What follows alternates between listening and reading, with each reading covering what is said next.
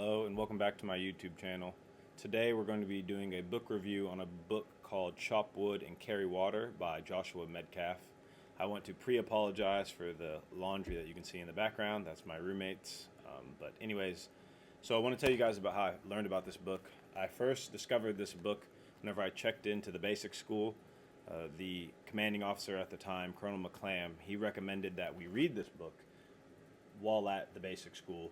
And he actually taught a couple of classes on leadership, and this was his primary text that he taught from. And so this book comes highly recommended, not just from me, but also from him. And what I have to say, and we'll just jump right into sort of this review, and usually the way this goes is I start by giving a rating. And also, actually, before we get started, I want to say, if you're interested in this book after the review, please go in the description box. You can buy this book on Amazon using my link, and I'll be able to, get some commission from that. It's how I keep this channel alive. So if you're interested in buying this book, make sure you check out that Amazon link. But anyways, jumping into this. So I actually think that people should read this book before checking into TBS. I think that it is a great mental framework for what you're going to endure during the 6 to 7 months that you are at the basic school. And it's a very short read.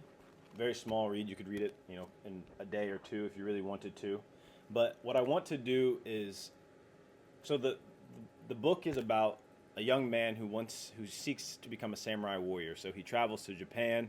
He meets a samurai warrior named Akira, and Akira becomes his mentor during his time that he spends his life trying to become a samurai warrior. And when he first gets to the warrior camp, he's really eager to shoot bow and arrow, but the first thing he has to do is chop wood and carry water, because this, facility that he's living in, where all these people are training to become samurai, it has a lot of amenities, but it doesn't have heating and plumbing. So that's something that he has to do every day, right? And at first he's upset by this, but obviously as the book goes on, he learns the importance of chopping wood and carrying water.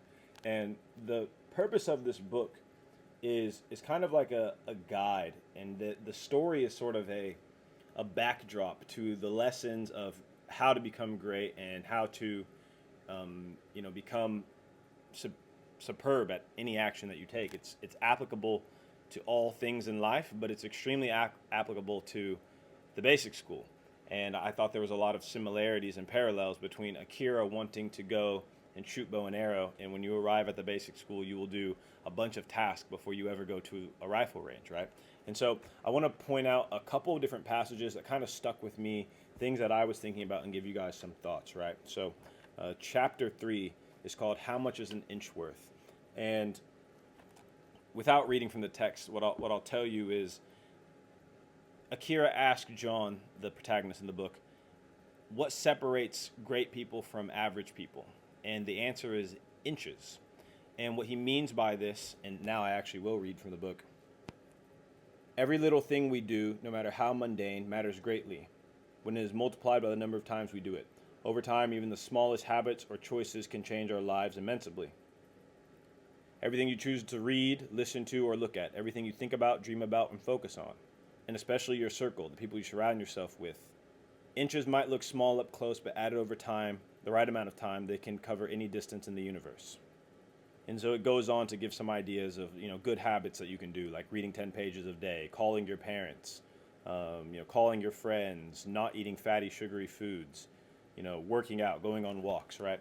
And at the basic school, it's kind of a carryover from OCS, where there's so many small things, and paying attention to those small details and doing the mundane things every day over and over again, it adds up over time, and it's applicable, as you can see from the text, to everything in life: how you eat, working out, your relationships. So I thought that was a really interesting point and passage. So this was something that resonated with me, and it talks about, where do you find your identity? And the author says you should find your identity in something that cannot simply be stripped away in a moment. Your value comes from who you are. Whatever you do, please don't find your identity in something that could be gone in a moment's notice. This passage stuck out to me because in the Marine Corps, as you go through training, you sort of learn, what am I trying to say? It's very easy for you to adopt the identity of just being a Marine. And I think it's important, especially for young people who are joining the Corps, to remember that although once you earn the title of Marine, that can never be taken away from you. In practicality, your right to wear the uniform can be taken away from you. And this passage kind of struck me because I once attended an Ivy League university. I attended Princeton, and in my senior year I was expelled, and I went through this sort of period of turmoil because I had lost a part of my identity, and I allowed my identity to be wrapped up in this university, right? And so since then I've gotten a lot older, but it's an important reminder, important reflection that you should find your value in, things like family, your relationship with God, being a good person, being a man of honor, having good character, having, integrity. These are things that cannot be taken away, and it's important that your identity becomes wrapped up in those things, not things that are sort of worldly, if you will. The next portion that kind of spoke to me was this idea of chapter 9 is titled "Uncomfortable Isn't a Choice." The author, Akira, asked John, "Would you rather be uncomfortable here in training or under the bright lights? You must train every day, no matter how cold or wet." That's right, uncomfortable isn't a choice, but where you experience it is. Life will always be difficult somewhere. Everything costs something, nothing comes free. Hard isn't a choice, but where you experience it is. This reminded me of something that I think I've heard Jordan Peterson say, where he talks about, maybe it's Jocko Willink, the pain of discipline versus the pain of regret. And this idea that you don't get to choose your discomfort, right? You, at the basic school, you'll be doing a lot of things that are uncomfortable. Field exercises, hikes, range hikes, PT events, endurance course, 00 course. And I think why this passage stuck out to me is because there'll be moments where things are really hard and you'll want to quit. But you have to remember that if you're not going through this pain and this suffering and these hard times now, when you actually get out into the fleet, or whenever you're not in an environment where you're allowed to fail, where failure is not an option, then you'll fail because you didn't do the hard thing in the beginning, right? So this idea of essentially discomfort is not a choice, just when you get to experience it is a choice. And the author says, and this is something that Colonel McClam, I remember him saying, "Under pressure, you don't rise to the occasion. You sink to the level of your training. That's why we train so hard." I think that that's something that is true at TBS and in the Marine Corps in general. Okay, so this comes from chapter 13 called Insta Everything. "Most people never realize their potential because when things get hard or they experience failure, they just quit. Most people settle for average and what comes easy. They never give their very, very best and exhaust themselves in order to protect their ego.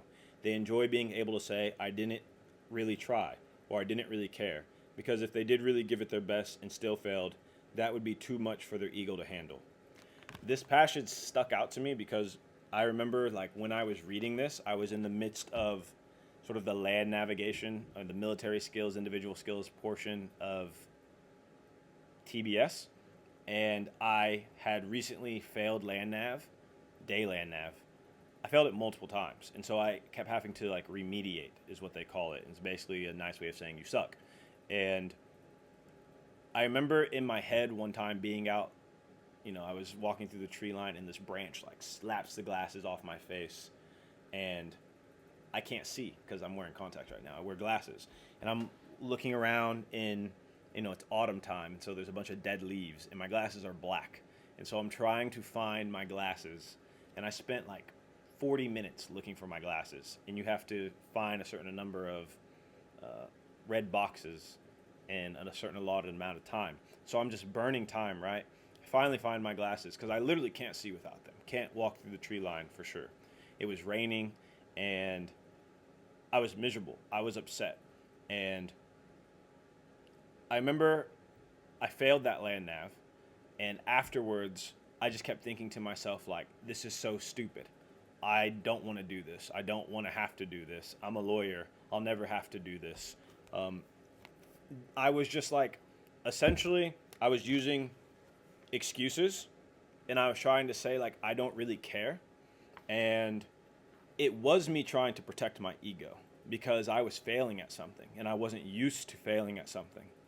And at least not so, sort of like in this dramatic fashion of failing.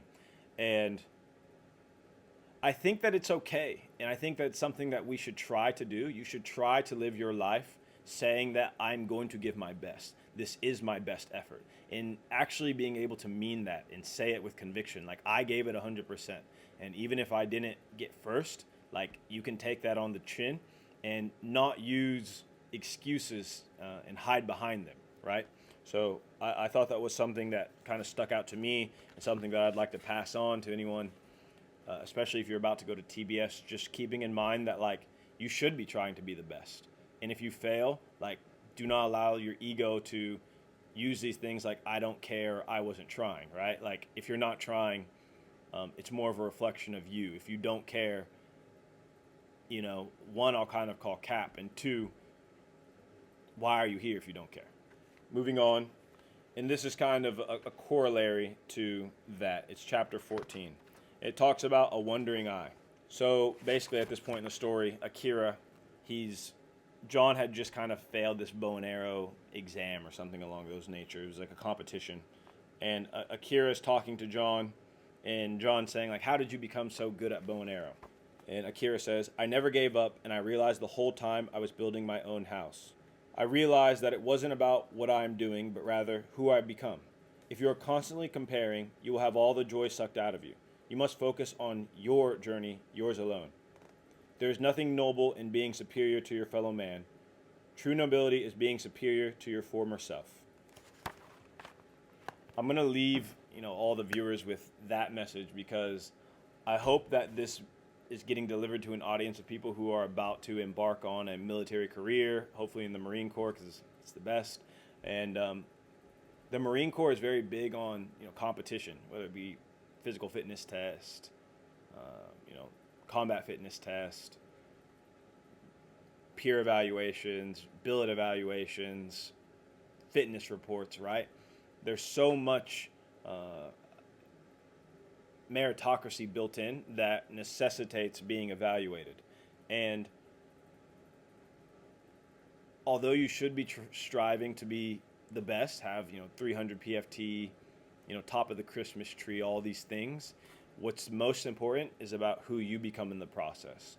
And what's most important is that you are outdoing your former self every day. And you have to remember that although there is this like sort of inherent built-in competition within the Marine Corps, what's most important is about who you become and being better than your former self.